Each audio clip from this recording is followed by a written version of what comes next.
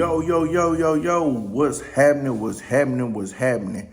We are in the Texans underground. H-Time, stand up. Y'all are a part of the bullpen. So hit the like button, hit the subscribe. Go check out the last videos. We just dropped the mock draft, the mini, right? Do a little research. Go back, watch the videos, check them out. Hey, so today we have a very, very, very hit banger for y'all. I'm telling you, today we are going to talk top five, $5 quarterbacks. Yes, today, that's what we doing. We are talking about the top 5 quarterbacks in my humblest of opinions. So, let's get right into the video. Again, thank y'all, the bullpen. Keep on keeping on. We are all H to the T-Town. So, before we get all the way into breaking down these young, athletic, one of 32 people in the world, I'm going to say a few things. So, number one, it's going to be controversial, right? Number two, a lot of what I'm going to say is going to be predicated to all sides. So I'm going to give y'all the analytical, which is the stats, and I'm also going to give you opinion. The stats are going to be kind of like factish, but stats are also misconstrued because certain people like to only put their argument for stats. But I just wanted to, I wanted to touch everybody because, we have these people that like to evaluate players just based off of analytics. And then we have people that like to evaluate players based off of what they put on film. I'm naturally a film guy. And so this is how we're going to break this young video down. Again, thank y'all for spend time with your boy. And let's hop right on into the video. So, number one, we have Mr. Bryce Young, quarterback, Alabama. Shout out to Sports Reference for the stat breakdown and the information that's available on the web. I want to shout out the reference that I used. So they have him listed 6 feet, 195. I'm sorry if y'all see me looking away because I'm looking at my computer. I'm also looking at my notes. I got a bunch of notes. See my notes. I can't give too much. Can't give too much. But yeah, dedication. Oh, and wait till the end of the video. I'm gonna talk about some more things. Besides just the top 5, I wanted to give y'all a couple of guys to be watching out in the draft. We localize everything because, it is about H-Town. It is about the Texans, but also it's about reaching the people and getting people to understand that there's more than just the top 32 players in this draft. And there's some bright gems that are available in later rounds, in my opinion. Not saying factual, because none of this is actually factual. You you're really just sitting here and you're watching the film, you're watching TV, and you see a player, and if that player jumps out at you, you want to dig in and find out more about them, right? So in regards to finding out more about the player, you watch more, then you start studying, and then your favorite team might be in a position to draft them. So then you really start looking into the players in that position, and does he fit your scheme? Did you just recently have a QB change? Or not QB change, a coaching change. Oh shoot! A change in philosophy, right? A change in coordinators, because your coordinator went and left and is now a head coach. So all those things matter, right? So again, I have as my number one quarterback in 2023's draft, I have Bryce Young. Again, like I say, they have him listed at 6 feet 194. As a former football recruit player, I'll tell you that those numbers probably are skewed. I was listed as 6'1", 205 coming out of high school, and in high school I couldn't touch 200 to save my life, and I'm definitely not 6'1". So with that being said, that's how it goes. You'll see a lot of athletes that talk. They'll say that the coaches and the people that put in these numbers as far as height and weight, they'll boost it, to make it look better than what it is. So, so basically, what I did with the top five, when we gonna break down the analytical part, I only took the last 2 years that these guys played to use their numbers, not the whole career. Because sometimes I don't think it's fair to judge, off of the full, like if somebody played a full 4 years in college, doesn't, necessarily mean that that person's, better because they played full 4 years at a particular school. So a lot of things go into that. So I just took the last 2 years that they played. Anthony Richardson is probably the only QB that I have on here that did not play a full 2 years. He only started that 1 year. And going through this, we're going to also compare some quarterbacks from past drafts, and we're going to put their numbers and where they went in the draft, and not necessarily just break them down, but more so to give the people a reference, and so that they can see exactly where I'm coming from when I say certain things, right? So Mr. Bryce Young in 2021, his sophomore year, he played 15 games. He went 366 completions for 557 attempts, which was 66.9%. He had 4,872 yards, 8.9 yards per play, or per attempt, and 47 touchdowns and 7 INTs.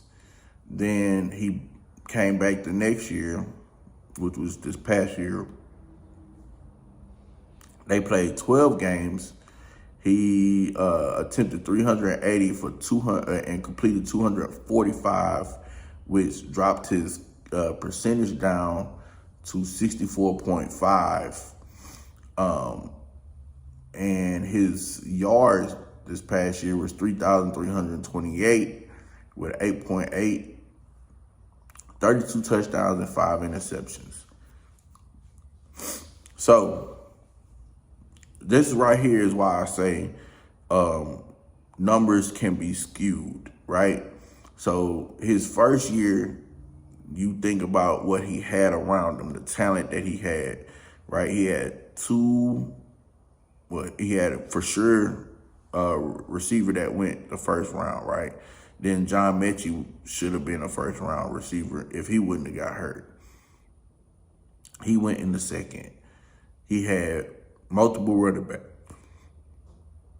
a good offensive line, and the college football SEC world hadn't caught up to Bill O'Brien yet. You know, his system was fairly new and innovative, if you could say, in the realm of the SEC. They hadn't seen of NFL pro style offense that used a lot of college tendencies in the SEC yet. So them numbers kind of skew. So people would look like, okay, well, that completion percentage makes it look worse. Well, okay, well, then a film guy would say, okay, well, how many times did he deliver the ball perfectly between two defenders and the receiver? It was the only one that could catch the ball, and he dropped it, right? So you might see 8 or 9 of those type of plays on film. So is that really is that Bryce's fault? You'll probably see, because, like I say, scheme-wise, Texan fans, we know Bill O'Brien, a lot of those screens that he tries to draw up sometimes don't work. So him throwing that ball on the ground instead of taking a sack, what does that mean, right? Does that lower his completion percentage? Yes, but the decision-making part of evaluating the actual on-field product that he's putting on is what matters. So that's why I say I don't always use the stats. But again, I want everybody to really develop this process of we're not trying to evaluate the player that plays for the team. We're trying to evaluate the player that's the player, right? We're not, because he plays for Alabama, we're not saying that he's worse or better than Tua or Jalen or Mac Jones or whoever else. We're not going to say that he's not going to be a good quarterback. That's not what we're trying to do here. We're trying to evaluate this guy and project. That's what the scouts and the GMs are doing, right? They're projecting what he could do possibly going forward. So I also want to use this in 2022 because a lot of people say they bring up this fact that CJ Stroud didn't use his legs or wasn't a runner, and he doesn't show flashes of athletic ability and all this, that, you know. So I want y'all to remember this number, right? CJ, in 12 games at Alabama in 2022, he ran 49 times for 185 yards and 4 touchdowns. So you looking at the statistics, right? If you're a stat guy, that's not saying that he's athletic or he's a running quarterback. But the film people, they say that he's athletic, that he's able to move. So how do you merge those two together? Again, like I said, you can't use stats to prove everything. The guy is athletic. His ability, his special gift is the fact that he's able to maneuver inside the pocket and keep on balance. He's able to stay on balance. He's quick. He has what they call quick twitch muscle, right? And good muscle memory. The guy has been raised to be a quarterback since he was 4 years old. So his mechanics are going to be through the roof compared to other guys. It's one play, I can't remember what team he was playing, but that I was watching, but I want to say it was Georgia. I want to say it was Georgia. He rolled out to his left. Well, first off, he got the snap. He looked out to the right. Whatever the play was, he didn't see it. It broke down. He felt the pressure coming from his blind side. Spun out. When he spun out of it, he ran back toward the left. He tried to direct the receiver to come left with him, but the receiver wouldn't come left. The linebacker then starts to close on him while he's running towards the left. He sees the linebacker. The linebacker then stops. Instead of keep closing and trying to attack him, the linebacker stops, I guess, feeling that he's looking at Bryce Young's eyes, and Bryce Young is trying to direct the guy to come. So he's feeling that, right?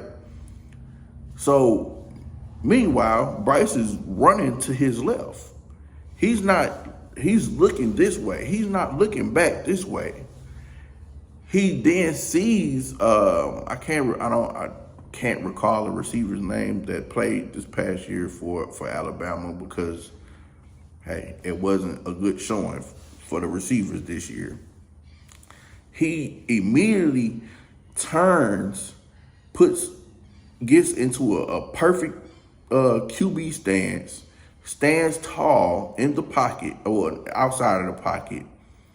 As soon as he does that, he sees whoever that was coming straight at him. He delivers a perfect ball right there to the receiver, smack dab in his hands. There's no way he could drop it. Takes the hit, touchdown. Those are unique abilities that he has. That's his gift. Not everybody has that. Those gifts are like the Patrick Mahomes, Deshaun Watson, Josh Allen, Russell Wilson gift, right? Not everybody has that. And each one of them all use it in a different way. I would say Bryce is more so of the Deshaun and Pat Mahomes, like when you talk about maneuvering like that. He's not like Josh or Lamar Jackson. He's not or Aaron Rodgers. Those are some of the guys that I see that move in the pocket. Even Tom Brady. Tom Brady is like the master at maneuvering in the pocket, right? He doesn't move. He moves differently than them, but he moves more similar to Deshaun and Patrick Mahomes. So to me, what makes I'm not gonna throw him on the team. Yes, I want him to be drafted by the Texans, but I'm just evaluating the player. What makes him stand out above the rest is that ability, right? Then on top of that, he is highly accurate. The numbers show it. So when we start talking about stat-wise, the numbers show it. One thing that does translate in the NFL, if you're not accurate in college, you're not going to be accurate in the NFL. The windows only get tighter, and and the receivers get less separation, and the corners are more physical, and the safeties are more physical. So every window gets tighter. So if you get a quarterback that's throwing in the high 60s or mid 60s in college, more than likely he's going to be throwing somewhere in the lower 62, 63% completion percentage. And speaking of that, I actually want to find out what the actual numbers are for the NFL.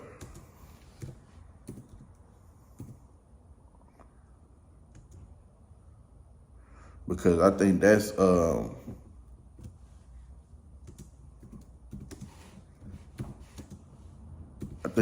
to be a good key as far as understanding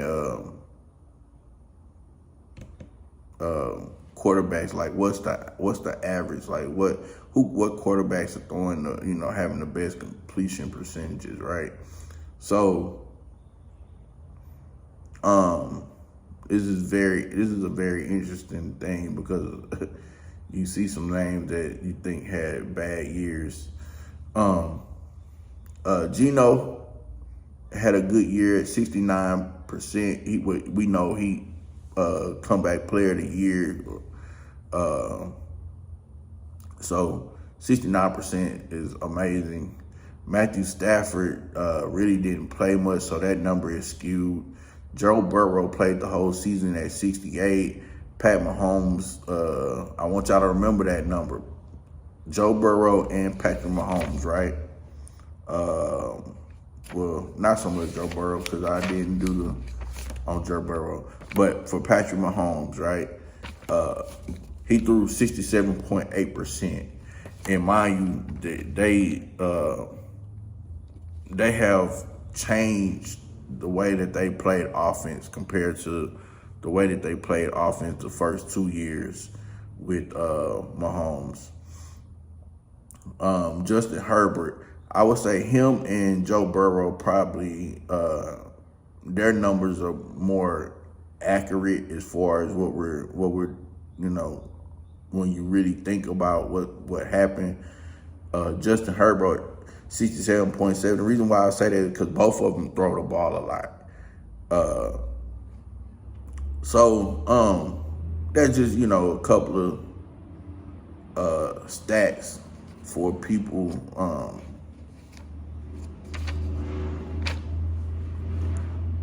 when we talk about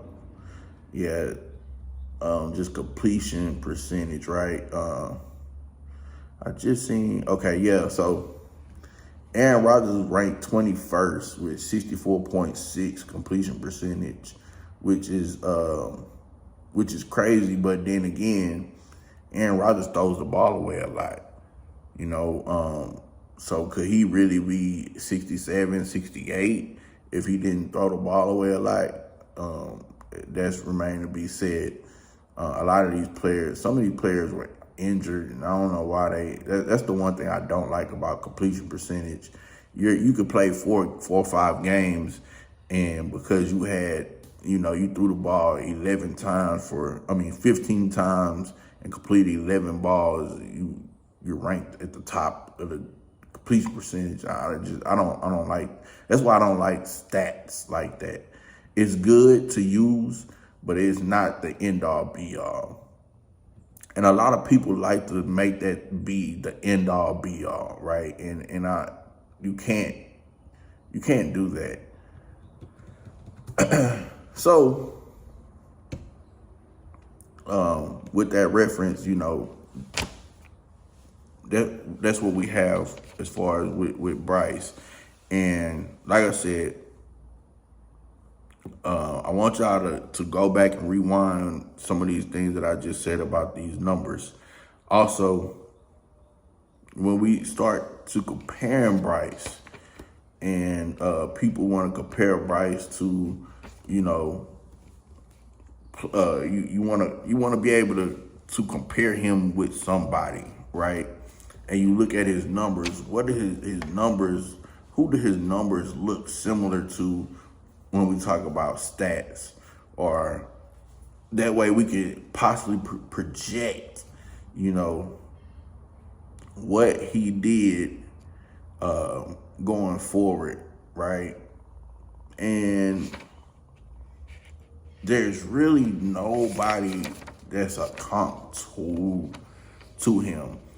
Like I say, Russell is kind of a mix of both worlds. It's this was kind of like my Deshaun Watson thing. I said I felt like Deshaun was a mix of both worlds. He was kind of like a mix of Pat Mahomes and Lamar Jackson. He wasn't as athletic as Lamar Jackson, and he couldn't throw the ball like Pat Mahomes. But you put both of them together, then you get Deshaun, because Lamar Jackson can't throw nowhere near as good as neither one of those two, and those two can't run near as great as Lamar Jackson did, right? So if you take both of those and you kind of dumb it down a little bit, you have both of those abilities and you dumb it down a little bit, you get Deshaun Watson.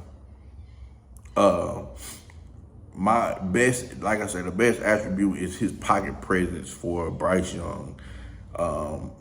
His pocket presence to me is is A+.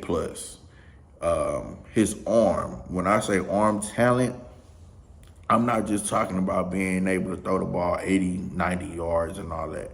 I'm talking about accuracy, touch, feel, when to let it go and when not to let it go.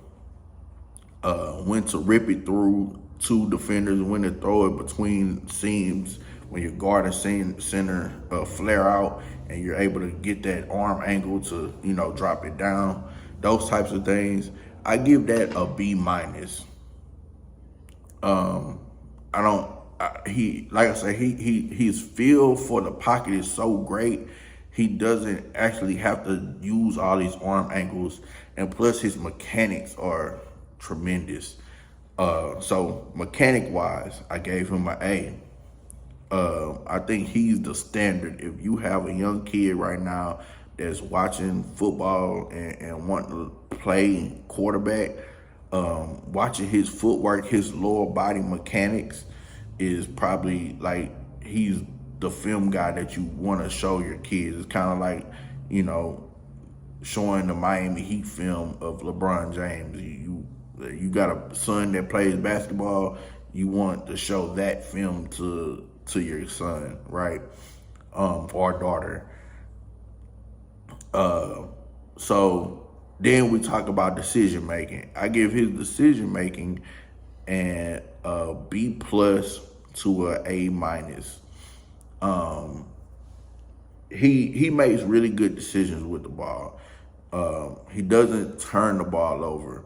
It's just kind of hard. I want to say B+ to A. That's why I say B+ to A-, because Bill O'Brien, the way he called plays and the way he schemes plays, he doesn't necessarily scheme people open. He comes from that New England tree to where the offense has to change depending on what team they play. He doesn't have a specific style, and like the West Coast offense. The West Coast offense is basically based off of quick game passing concepts with slants and what we call when you three-layer, I can't think of the name of it right now, I'm drawing a blank, but basically when you three-layer level concept. Also the flood concept is big in West Coast. And then Kyle Shanahan is kind of like mixing in a couple of more that like a downfield type scheme. I'm trying to think of it. Vertical scheme with the West Coast offense by having those deep. Our number 2 quarterback is C.J. Stroud. The most interesting quarterback to me. The reason being, well, let me give you a few things what they have CJ on here. CJ is listed at 6'3", 215. And he finished in the top 5 of the Heisman voting the past 2 years. Some would say he probably deserved it this year. But I think the Michigan game kind of hurt him when we talk about that. CJ passing stats, his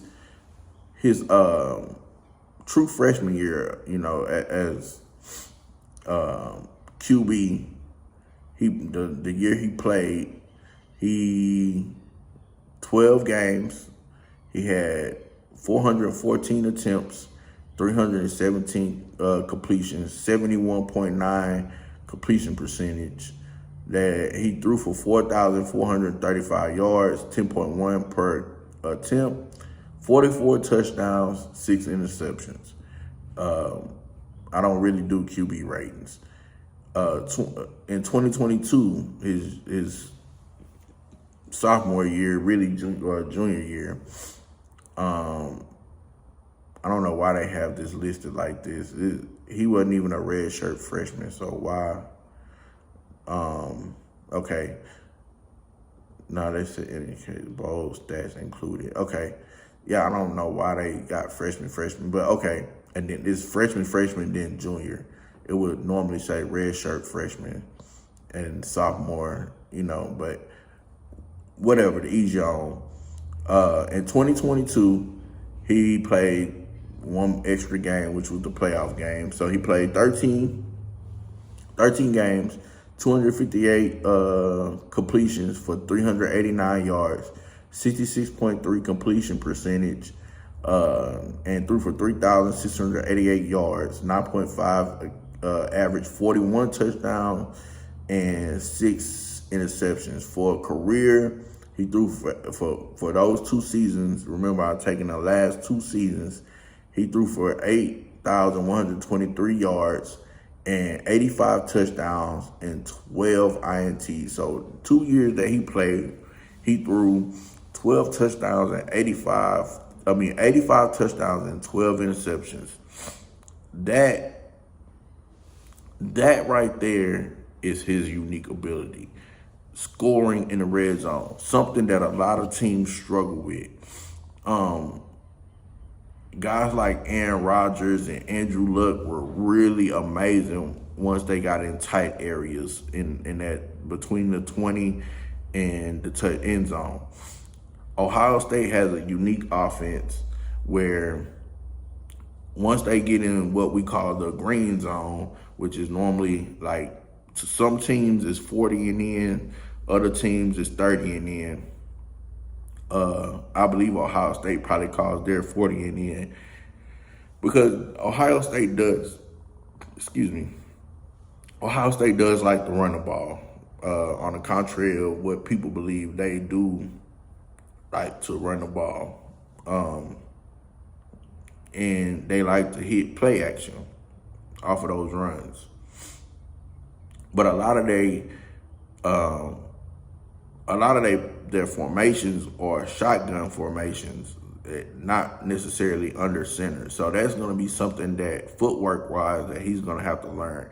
And I'm thinking they said he changed QB coaches. He's out there with Bryce, and a couple of other people, and him and Anthony Richardson, Bryce.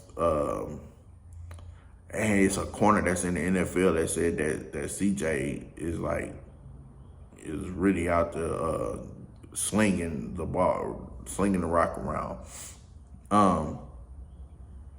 So CJ's unique ability to me is when I look at him on film and I'm just looking at him, he doesn't have a particular unique ability. I would say his best ability for the people in this draft class is the fact that his decision making, I think, is probably is the best out of the QBs, at least out of the top 5 for me. Like I say, that touchdown interception ratio is tremendous, right? 85 to 12. You look at Bryce's is 80 to 12. So that means he has 5 more touchdowns than Bryce did compared to the same INTs in those 2-year spans. And a lot of people are saying, well, CJ had G5, Garrett Wilson, and Chris Olave, and he had Jackson Smith-Njigba, and he had all this talent around him. Well, I say this. I tell people this. Well, if he had to, why can't? Okay, so if we're gonna keep sitting here and saying, oh, we're gonna push him down or put him down because he had talent around him, well then, why didn't we do that with Matt Leinart when he had Reggie Bush and Lindell White and receivers Jared, the dude Jared, Mike Williams? He had receivers galore over there at USC. That never was an issue. They never said anything about him having too much talent around him. Andrew Luck had talent around him at Stanford. Did we ever say that Andrew Luck had too much talent around him? RG3 had buku talent over there at Baylor. People slept on him, but he had talent at receiver, not necessarily running back. And I would say RG3 made a lot of that stuff happen, but those receivers were fast. They were like the Oregon of the South. Those years was crazy, especially if you from down here in Texas and you got to see that a lot on TV. That offense was amazing. Ken Dorsey. We don't ever go to the Miami days and talk about he had too much talent around him, so he shouldn't be drafted. And he went later on in the draft. So I don't get that. And then I like I said, I brought this up before. I had a discussion with a guy, and I was telling him like, okay, well, we're gonna sit here and down CJ because he had talent around him. Well, let's talk about Jalen Carter. Let's talk about these guys in Georgia. Well, his response was, that's two different positions. No, the fact that you brought up, the point you brought up was that CJ had too much talent around him. Well, to me, defensive linemen have the best, they get the best results if they have more talent around them than the QB. Why you say that? Well, if I have a defensive end that is a dog, Nick Bosa, if I have Nick Bosa or Joey Bosa or Von Miller on the outside, as a play caller, QB, offensive lineman, we are all programmed all week to identify that person, right? We have to slide the line. We have to put a tight end over there. We got to chip block him. We got to do all these disguises, and we got to run away from him. We got to run toward him. We got to do all this different stuff to keep him off balance, right? Then add a guy like Aaron Donald or a Warren Sapp in the middle, where every QB that's a pocket guy, they absolutely hate anybody that's a front, them two D tackles or a nose tackle that can penetrate right there in front of their face. They hate that. That's like QB 101. We can't have that. So you put a guy like Nick Bosa, Von Miller, Myles Garrett out there, Von Miller, right? And then in return, you put a D tackle like Warren Sapp, Chris Jones. You put any one of those guys in the middle, and then you put another stud on the right side. You only have 5 people to block however many people you blitzing. That's not including any corners, disguised blitzes that you have coming out the corners or the safety or the nickel. There's no way somebody's gonna be one-on-one. So if you leave a guy like Jalen Carter one-on-one with a center, and he's that athletically gifted and that big and that size and that strong, come on, man. Like, you're in a no-win situation. Now it comes to your QB having the unique ability of a CJ or a Bryce to have that that quick step to be able to move around inside the confines of the pocket. They have to be a phone booth guy. They have to be able to stand in there, make that move, and deliver the ball. CJ, to me, does that well. CJ does move in the pocket. A lot of people say, oh, well, CJ doesn't show his athletic ability and this, that, and the third. He doesn't run. Well, again, that's stat people, because they look at the stats like this the last 2 years, right? CJ in 2021 carried the ball 12 times, 32 attempts, minus 20 yards. That's including sacks, folks. Then they look at the in 2022, 13 games, 47 yards, 47 attempts, 108 yards. That's also including sacks. You have to process what actually happened on the field. He's had one of the best offensive lines these past 2 seasons. Yes, he does. He had some good talent around him. But we cannot knock his evaluation because of that. We cannot knock his evaluation because of that. He makes great decisions. His ball placement, bingo, just went out. His unique ability, his ability that's above Bryce and all the other guys that's in this class, is his ball placement. What do you mean by ball placement, Mr. Black Lion? Okay, well, this is what I mean. When you have a dig route, a deep dig coming across, and it's a guy like Chris Olave that has got separation, and all of a sudden the safety sees this corner getting burnt, but he's like, shoot, I'm finna make up, I'm gonna help him. He comes down. He doesn't lead Chris Olave to getting a concussion shot. He throws it behind him, gives him the ball like this, boom, where he can catch it, and all that blow comes onto the back of the pads, right? Or when he's throwing a fade route, he's not dropping the ball. If the quarterback, CJ, is this way, right?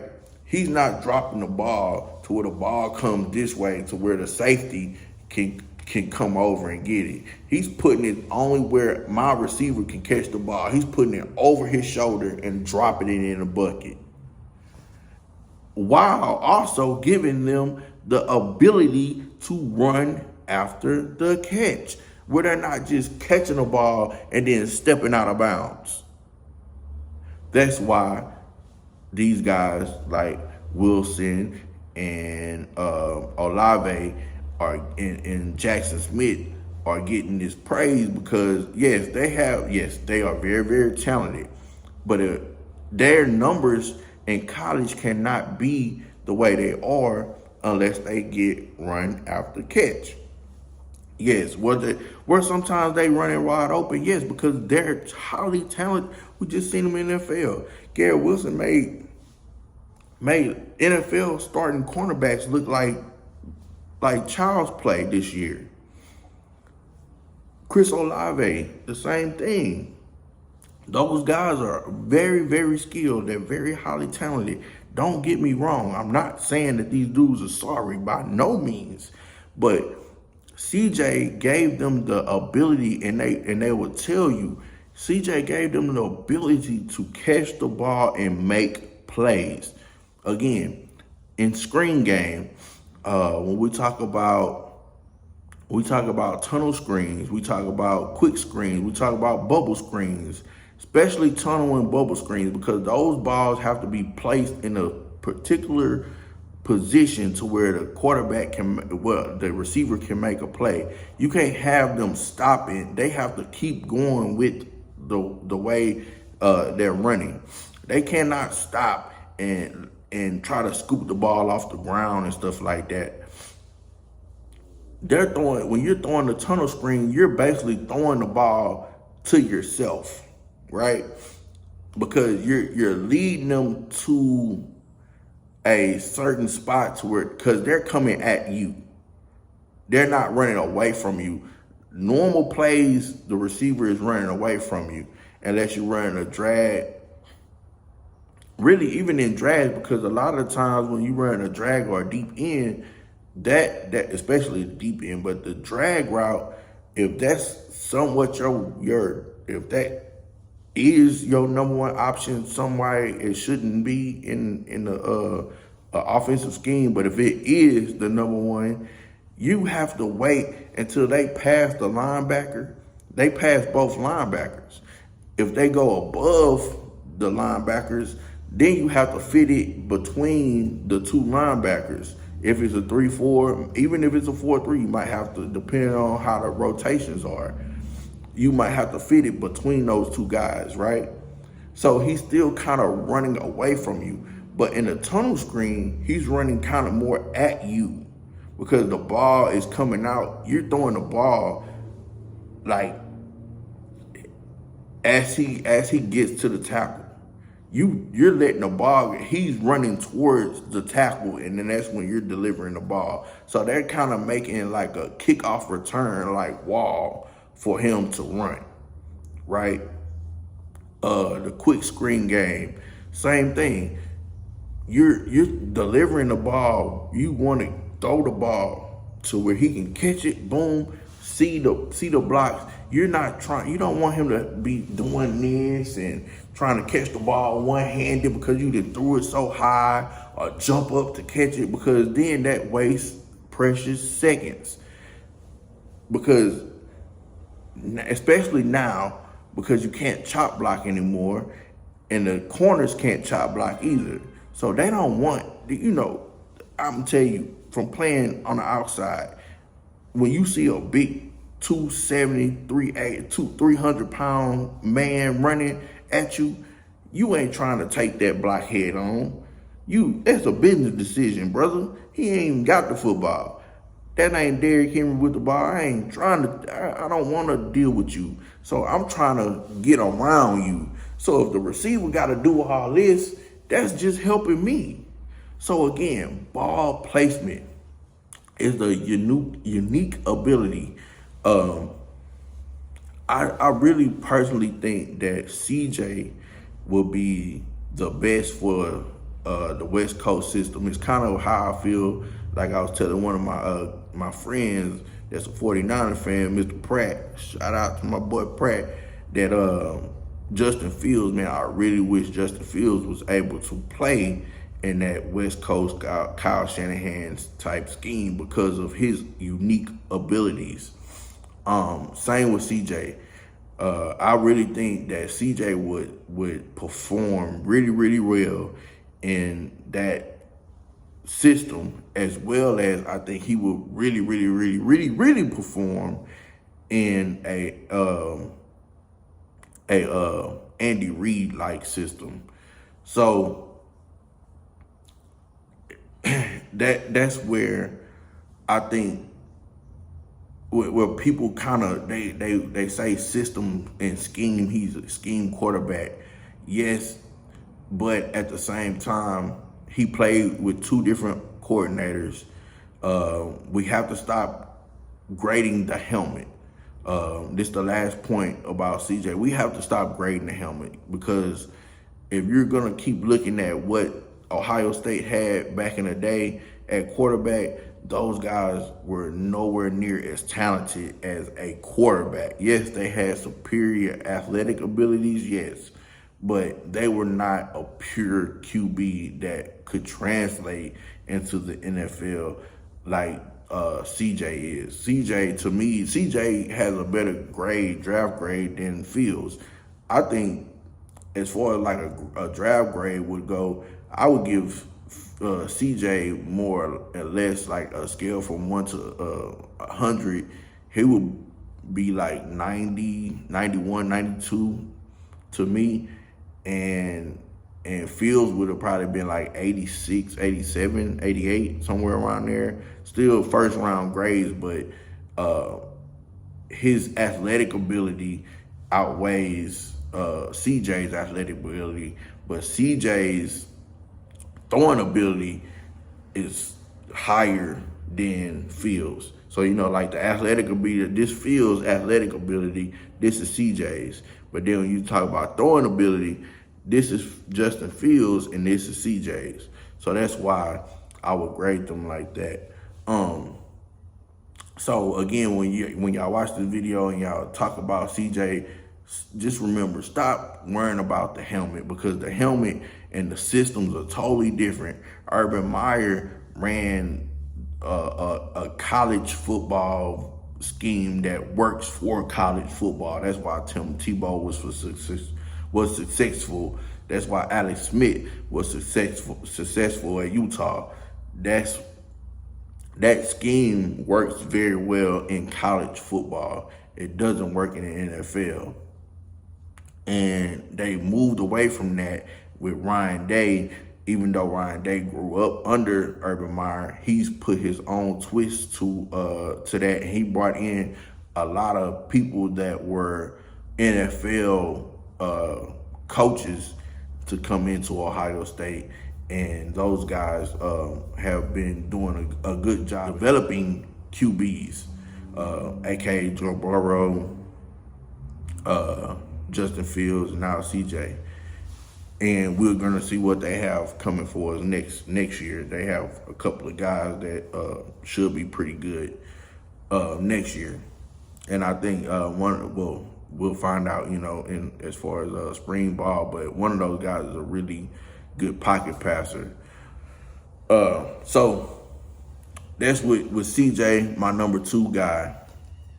My number three guy is Mr. AR-15 himself, Anthony Richardson. Why is he my number 3?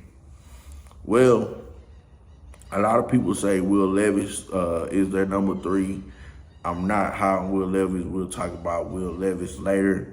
But right now we're going to discuss Anthony Richardson. Anthony Richardson is 6'4", 236. Again, he's like I say, he's the only guy I can't break down the last 2 years, because he only really played 1 year.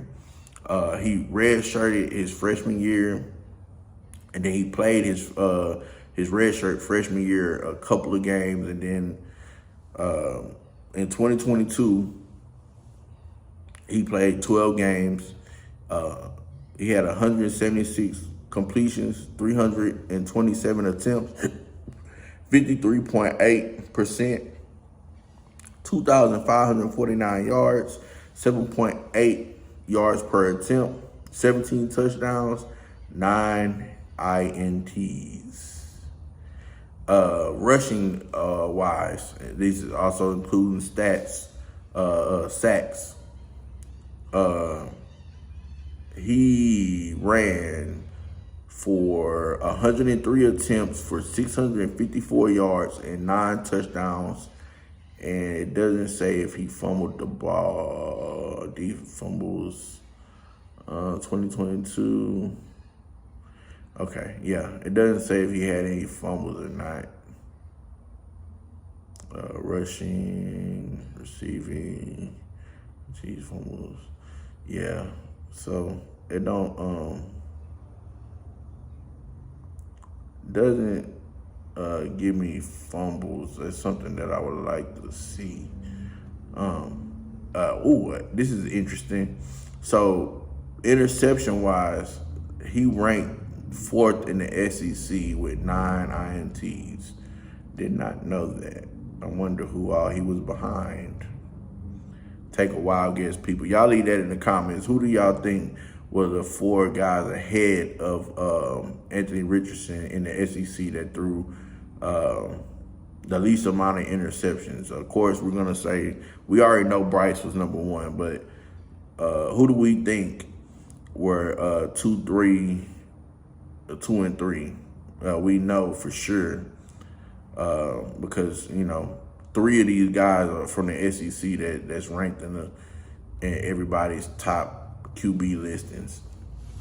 So AR, we hit the 55-minute mark. I did not want to make this video this long, but for the people that are here and are watching, I appreciate you. Thank you. Remember, hit the like button, hit the subscribe. AR's unique ability is his size, his speed, his upside, his physical tools, right?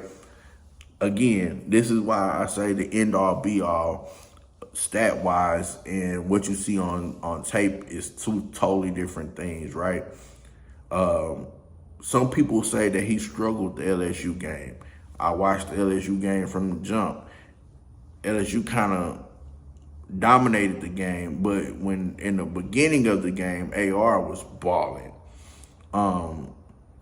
He was running people over. AR has the one thing that I think people are sleeping on is he has the Jalen Hurts ability, because he's so big, he's so strong, he can take those hits, but at the same time, he takes smart hits. He does not go head up against linebackers. If he sees certain safeties, that's when he'll try to run them over. He doesn't try to jump over people like Lamar Jackson. He doesn't try to spin and do things that he knows is going to get him into a shot that could possibly hurt him. He has a good feel for the game. Breaking him down, his pocket awareness, I give his pocket awareness like a C. I think he could get better, but from what I've seen, he's not. I don't know if it's the scheme, because Florida's scheme was horrible this year. Like they stack.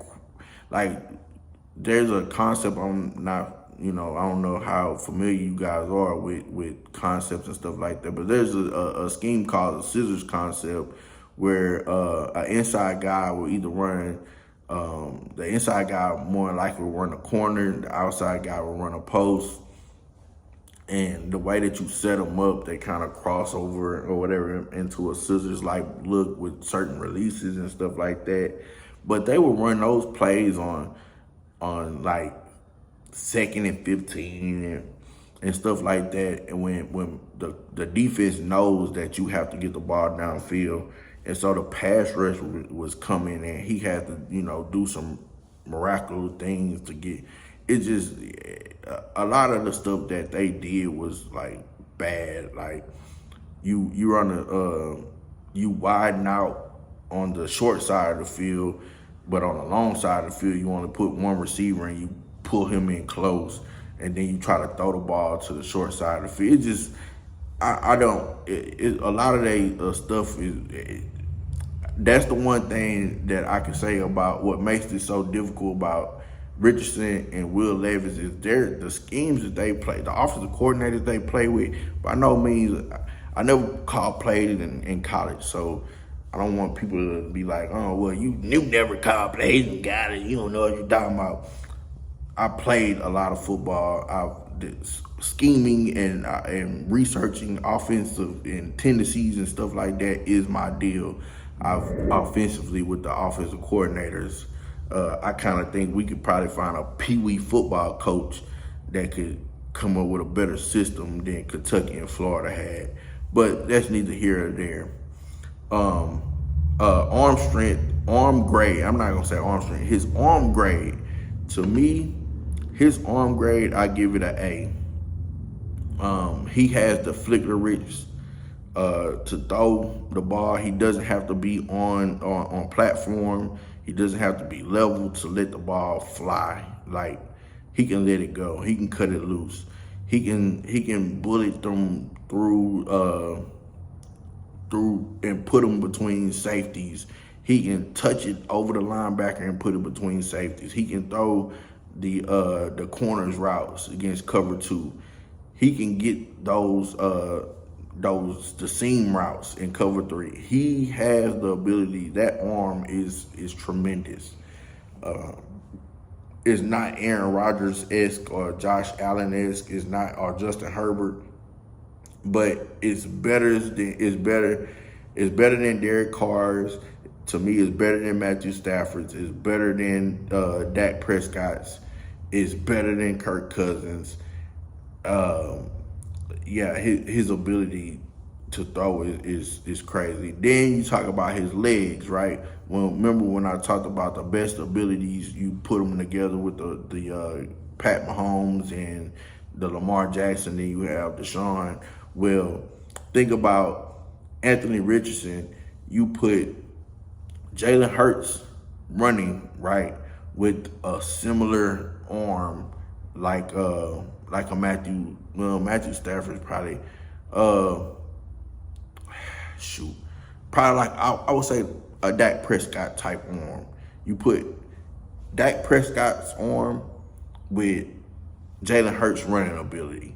You put those together, you get Anthony Richardson. Decision making. It's hard to tell because of scheme and system. I don't know because I'm not in the locker room. I don't know if they're telling him, hey, throw the ball to this person, or if he's able to read. Because when you look at the film, it's a lot of times he will see somebody that's open, that's wide open, and he would throw to another person, and you're like, what the hell? Why are you throwing that? You're making the play harder for yourself. So you really don't know if it's the scheme or is he not reading it right. You won't know that until if I had him on the show and I'm able to talk to him and find out what the play call was and what was they looking at. So decision making, I give a C. I'm gonna give it an average because you don't know. I think it's something that's left to be desired. To me, the reason why I put AR at number 3 is because I feel like Anthony Richardson could be his ceiling is higher than Bryce's and CJ's, because his arm to me is better than Bryce's as far as like strength and the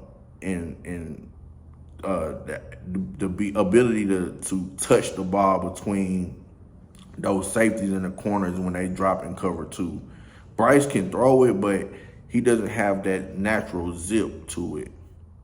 CJ can throw it, but again, he doesn't have like that natural zip to it. He has to be on platform. He has to be standing tall in the pocket. Bryce can run around and kind of, throw it off one leg or whatever, but it's just not going to be that. That ball is not going to disappear from the screen type throw like a Justin Herbert or Matthew Stafford or Aaron Rodgers, Josh Allen. So his ceiling to me, is the high point. But then again, he could remain where he is. Like when we talk about 53% completion percentage, right? And I say, that doesn't translate. So let's look at a couple of guys that had that kind of that low of a completion percentage. We got Ryan Mallett. Ryan Mallett wasn't a first round guy, right? And that's Ryan Mallett like the only one. Oh, Tom Savage, he was 59%. So that's kind of like, and then again, when you talk about completion, like I said, when you talk about completions, he doesn't have the best receivers either. A lot of times, I remember a couple of plays against Tennessee, he had where the tight end, either he looked lost, he didn't know the play, or didn't run the right route, but regardless, Anthony put it on his back shoulder and he just drops it. I know what we call a smash concept, where you have the drag, and then you have somebody cooking a hook curl in between those linebackers that's spreading out. You try to get a hook curl right there in the middle. He had a tight end wide open in there and hit him right in the face mask, and the dude dropped it. That goes against his completion percentage. But the decision making was there, the pocket presence and all that was there. It just as far as number-wise, it doesn't look good. And that's where people go into and they start talking about stats. And again, it's not the end-all be-all. So you have to be able to look at the film to justify what's going on. So again, like I said, he has the biggest gap between ceiling and floor to me. I think he could be anywhere in 3 to 4 years. He could be a top 3-4 QB, or he could be a backup somewhere or a gadget player. I haven't heard anything about work ethic wise. I haven't heard anything about is he a good person, bad person. I haven't heard any of those things about him, good or negative. So I can't say anything about what he has going on off. This is going to be the shocker for a lot of people. For number 4, a lot of people have been sleeping on my guy after his injury, and that is Mr.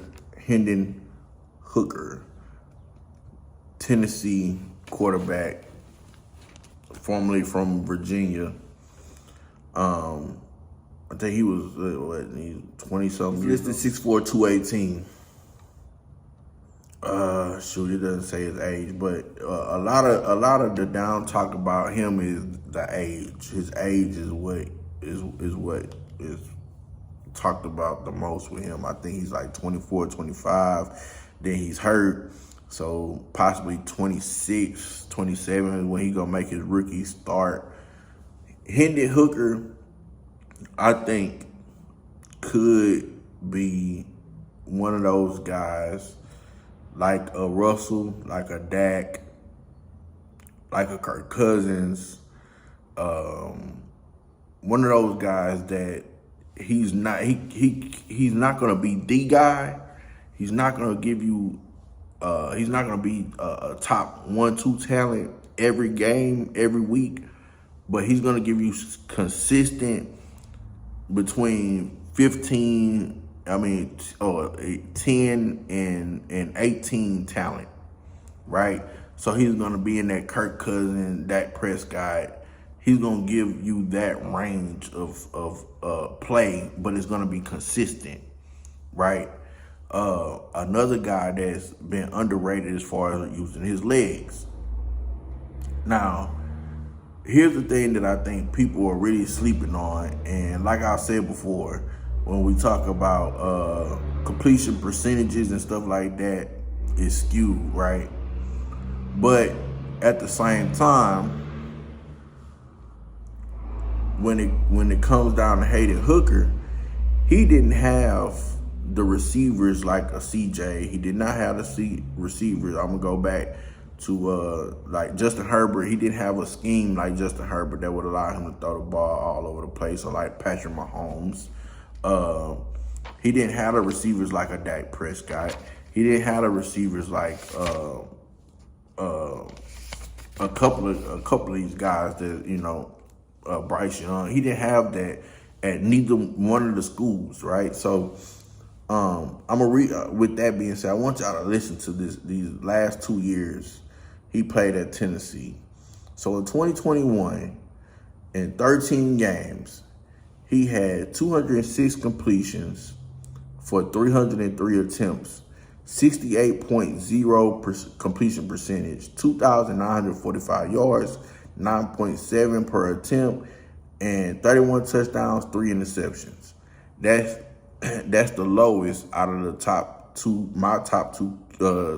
QBs. Then you go to last year, he played 11 games, 229 completions for 329 attempts, 69.6 completion percentage, better receiver, 3,135 yards, 9.5 yards a carry, better receiver, better scheme, 27 touchdowns, 2 interceptions.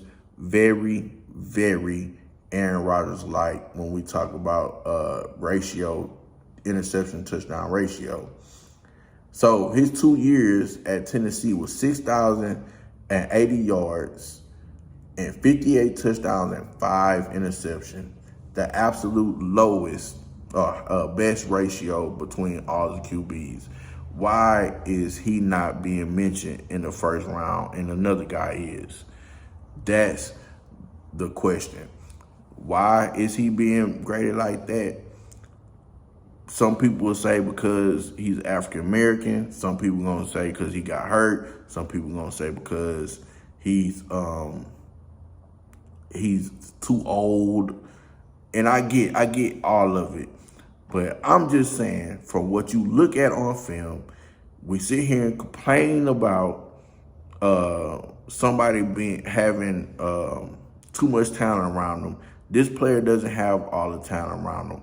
We complain about scheme with CJ saying that he has too much. He had an awesome scheme. It's the scheme. It's the scheme. This guy did not have that scheme. We talk about running ability and with CJ not being able to run. He's able to run. We talk about him not having the size. Bryce Young not having the size. He has the size. Why? The numbers show, the film show, everything shows. Why are we not talking about him being a first round pick? It's because of perception. It's perception. That's the issue. It's the perception of what's going on with Hendon Hooker, and that is a problem for me. I love this kid. I think that he's gonna be a sleeper, given the right opportunity, the right time, the right team. I believe he's gonna be successful. As far as grading him, I give his arm talent around B plus. Doesn't have the strongest arm. Probably has the best accuracy, not as much touch. Again, scheme on some of his film is an issue. Decision making, his decision making is an A plus. As far as RPOs, he knows where to read, who to get the ball to, who not to get the ball to. Footwork, discipline, all that is amazing. Like, it's no way we should not be talking about this dude being a first round pick. The only knock on him is age. That's his age. He played, and people, oh, but he played 4 years. He played 4 years. Look, I'm gonna get y'all around the same time that this guy is supposed to be drafted. These are some guys to compare him to. Russell Wilson, 65 completion percentage, the same 2 years that he played in college. He threw for 6,000 yards, 6,738 yards. Very, very close to the same thing that Hendon Hooker got. 61 touchdowns and 28 interceptions. Hendon Hooker went 58 touchdowns and 5 interceptions. Dak Prescott, same 2 years, last 2 years of his QB season, 64% completion percentage, 7,272 yards. Same, I want to say they played in a very similar system, and if I'm not mistaken, and Dak Prescott didn't have near the talent that Hendon Hooker. Their talent was kind of similar as far as team and play, and Dak actually led his team to be the #1 team in the nation for a short period of time during his last season there. I don't know if it was his senior or junior season, but he threw 56 touchdowns and 16 interceptions. Again, why are we not talking? If they do a redraft prior to last year with Russell, if you did a redraft for them 2 drafts, when them guys come out, they're being a first round pick. So why are we not talking about Hendon Hooker being in the first round? Why? Why are we not talking about him being in the first round? I'm gonna leave that up to y'all. Put that in the comments. Put that in the comments. So number 5, man, my number 5. So the more and more I looked, and I dug, I tried to find a way to put Will Levis at number 5. I really did. I wanted to find everything. I wanted to see what everybody saw in Will Levis, and I can't see it. I can't see it. I cannot see what the Josh Allen and all that. I don't see it. My number 5 is Jake Henner, quarterback, Fresno. Another guy that's talking about being a 3rd round guy.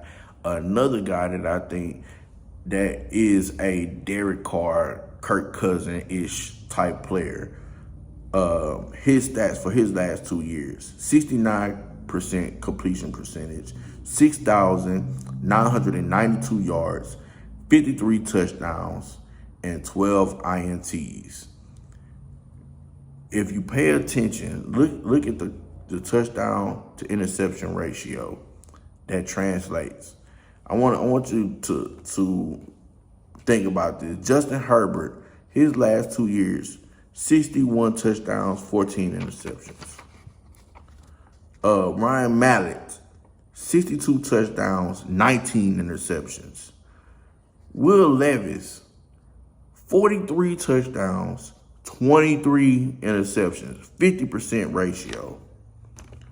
None of these QBs, even Zach Wilson, who went in the first round, 44 touchdowns, 12 interceptions. None of these quarterbacks went number 1, number 2, number 3. Justin Herbert did not go number 1. Pat Mahomes did not go number 1.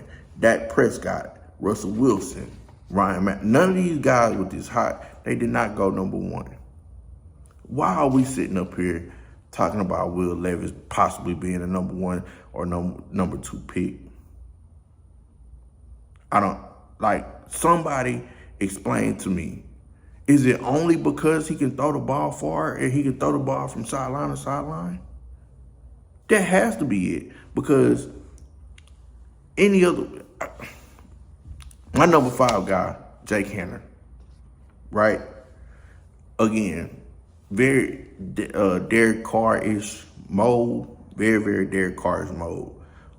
Again, I would rank he came through a good system in Fresno. Jake is a very talented guy. You see the ball jump off the screen. He can make those Will Levis type throws. And I'm going to hang my hat on this being my best top 5. I think these guys are going to be the best in this draft class. A lot of this is going to be predicated on what system, what team they get drafted by. I think Jake, if he was to land in Minnesota, would be awesome.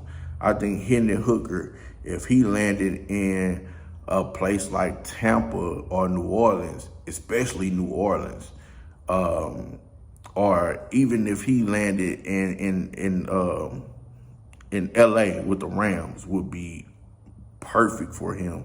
Maybe even Dallas to be the backup for Dak Prescott. That would be perfect for him. Those guys, I don't think they're day 1 starter. I don't think the only day 1 starters to me is Bryce and CJ. They're the only one. And really and truly, I really and truly feel that they should be the only first round guys.